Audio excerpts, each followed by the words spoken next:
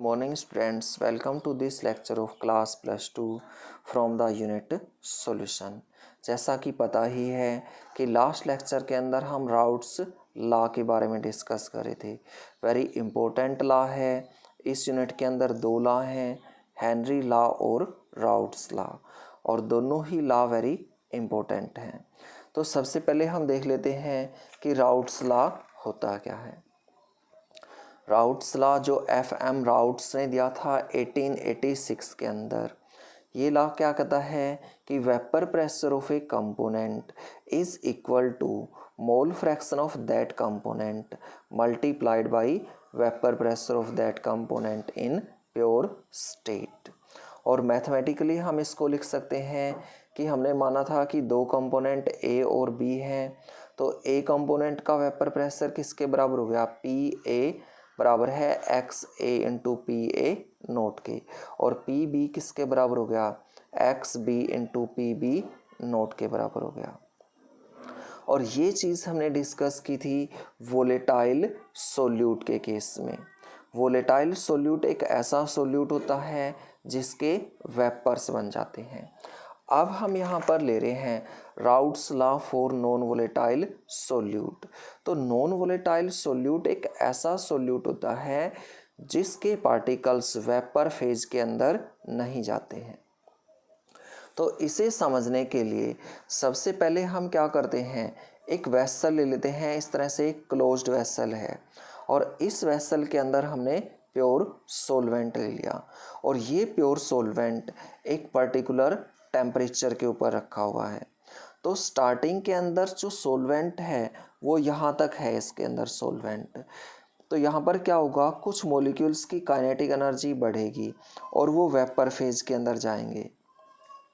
और सोलवेंट कैसा है, वोलेटाइल है, इसलिए सारे सरफेस से सोलवेंट के मॉलिक्यूल वेपर फेज के अंदर जाते हैं, और वो इसके सरफेस के ऊपर कुछ प्रेशर एक्सर्ट करते हैं जिसे हम वेपर प्रेशर बोलते हैं। तो जब इक्विलिब्रियम स्टेज आ जाएगी तब यहाँ पर जो लेवल है वो इतना हो जाएगा। यहाँ पर ये फाइनल लेवल यहाँ पर दिखाया हुआ है, फाइनल लेवल इतना होगा इसके अंदर। अब हम क्या करते हैं, सोलवेंट के अंदर नॉन वोलेटाइल सोल्यूट ऐड कर देते हैं। तो सोलवेंट के अंदर जब नॉन वोलेटाइल सोल्यूट ऐड किया जाएगा तो उससे सॉल्यूशन की फॉर्मेशन होगी। तो सॉल्यूशन को भी एक पर्टिकुलर टेम्परेचर के ऊपर रखा हुआ है।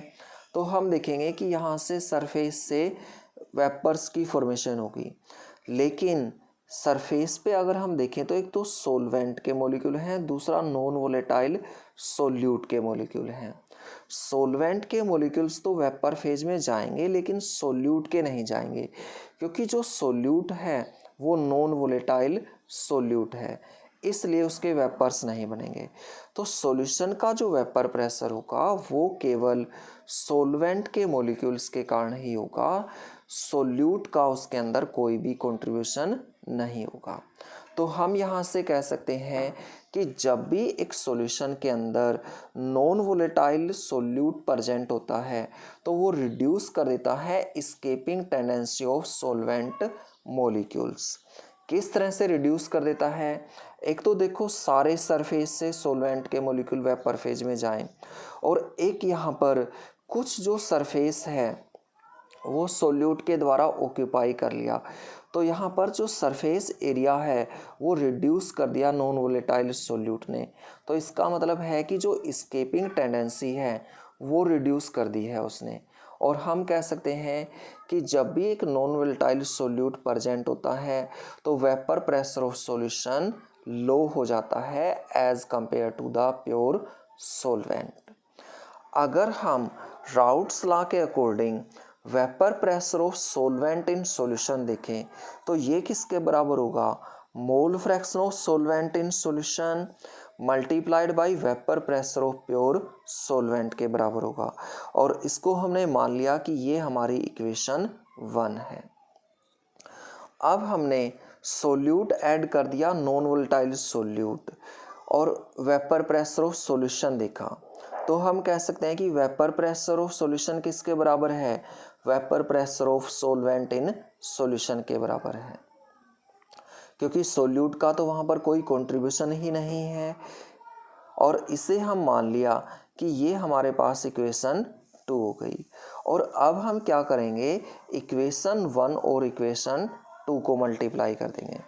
अगर हम यहाँ पर देखें तो vapour pressure of solvent in solution है और वेपर प्रेशर ऑफ यहाँ पर सॉल्यूशन है।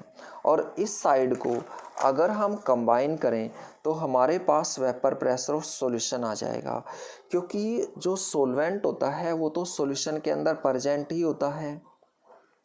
ये किसके बराबर होता है, mole fraction of solvent in solution multiplied by vapour pressure of pure solvent. और ये हमारे पास इक्वेशन 3 बन गई। वेपर प्रेशर ऑफ सॉल्यूशन को हमने रिप्रेजेंट कर दिया पी एस के द्वारा। मोल fraction of solvent in solution को हमने रिप्रेजेंट कर दिया x1 के द्वारा। यहाँ पर एक बात ध्यान में रखनी है कि जब भी हम सॉल्वेंट की बात करेंगे तब हम उसे 1 के द्वारा रिप्रेजेंट करेंगे, और जब भी हम सोल्यूट की बात करेंगे तब हम उसे 2 के द्वारा रिप्रेजेंट करेंगे। और vapour pressure of pure solvent को हमने पी नोट के द्वारा रिप्रेजेंट कर दिया। अगर हम इस पी नोट को उठा के बराबर से इधर ले आएँ तब हम कह सकते हैं कि पी एस डिवाइड में पी नोट, और ये किसके बराबर होगा, x1 के बराबर होगा। और अगर हम इस इक्वेशन से देखें तो जो पी एस है वो डायरेक्टली प्रोपोर्शनल आया है x1 के, मतलब vapour pressure of solution directly proportional है mole fraction of solvent in solution के। और अगर हम यहाँ से ग्राफ ड्रॉ करें तो हम मोल fraction of solvent in solution और वेपर प्रेशर ऑफ सॉल्यूशन के बीच में ग्राफ ड्रॉ करेंगे, और जो हमारा ग्राफ आएगा वो इस तरह का ग्राफ आएगा, क्योंकि यहाँ पर दोनों क्वांटिटीज़ एक दूसरे के डायरेक्टली प्रोपोर्शनल है। और इस तरह से यहाँ पर वेपर प्रेशर मोल फ्रैक्शन के साथ वेरी कर रहा है।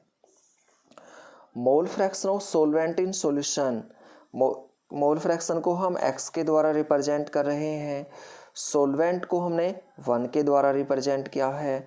तो मोल फ्रैक्शन ऑफ सॉल्वेंट किसके बराबर होगी, number of moles of solvent divide में total number of moles. Total number of moles मतलब सॉल्वेंट और सोल्यूट दोनों के नंबर ऑफ मोल्स। और x1 की वैल्यू हमने इस इक्वेशन के अंदर पुट कर दी यहाँ पर, और तब हम यहाँ से कह सकते हैं कि पी एस डिवाइड में पी नोट किसके बराबर होगा, n1 डिवाइड में n1 प्लस n2 के बराबर होगा। अगर हम दोनों साइड को 1 में से सब्सट्रैक्ट कर दें तो कोई फ़र्क नहीं पड़ेगा, लेकिन जो हमारी इक्वेशन है वो इस तरह से बन जाएगी। यहाँ पर हमने इस तरह से एलसीएम ले लिया पी नोट, तो यहाँ पर 1 है इसलिए पी नोट आ गया माइनस पी एस आ गया। यहाँ पर इस साइड में हमने एलसीएम ले लिया n1 प्लस n2, यहाँ पर 1 है इसलिए n1 प्लस n2 आ गया, और माइनस में क्या हो गया, n1 हो गया।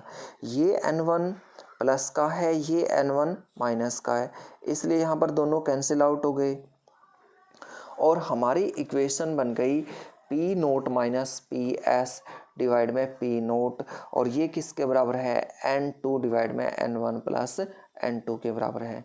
वेरी इंपॉर्टेंट फॉर्मूला है ये, और ये फॉर्मूला हमारा कोलिगेटिव प्रॉपर्टी के अंदर भी आएगा। और इस फॉर्मूले के अंदर अगर हम देखें जो P note minus P S है ये क्या है, लोअरिंग इन वेपर प्रेशर है। लोअरिंग का मतलब होता है कमी, कि जो सॉल्यूशन है उसके वेपर प्रेशर के अंदर कुछ कमी आई है जब हमने उसके अंदर नॉन वोलेटाइल सोल्यूट ऐड किया है। और जो P note minus P S divide में पी नोट है ये क्या है, relative lowering in vapour pressure है। इसका मतलब जो कमी है वो हमने यहाँ पर किसी रिलेशन के रिस्पेक्ट में फाइंड आउट किया है, और हम यहाँ से relative lowering in vapour pressure को डिफाइन कर सकते हैं कि relative lowering of vapour pressure of a solution containing non volatile solute is equal to mole fraction of solute in solution. और ये हमने जो डेफिनेशन दी है वो इस फॉर्मूले से हमने डेफिनेशन दी है। ये यहाँ पर n2 डिवाइड में n1 प्लस n2 क्या है, मोल फ्रैक्शन ऑफ सोल्यूट है। अब हम ले रहे हैं similarities and difference between routes law and Henry law. दोनों लॉ के अंदर सिमिलरिटीज़ और डिफरेंस क्या है। सबसे पहले सिमिलरिटी ले लेते हैं। तो दोनों लॉ को अप्लाई किया जा सकता है जब सॉल्यूशन में वोलेटाइल कंपोनेंट हो। और सेकंड यहाँ पर सिमिलरिटी है कि दोनों के अंदर जो वेपर प्रेशर है वो डायरेक्टली प्रोपोर्शनल है मोल फ्रैक्शन की। ये सिमिलरिटीज़ हैं। डिसिमिलरिटीज़ हैं कि जो दोनों लॉ हैं वो प्रोपोर्शनलिटी कांस्टेंट के अंदर डिफर करें हैं।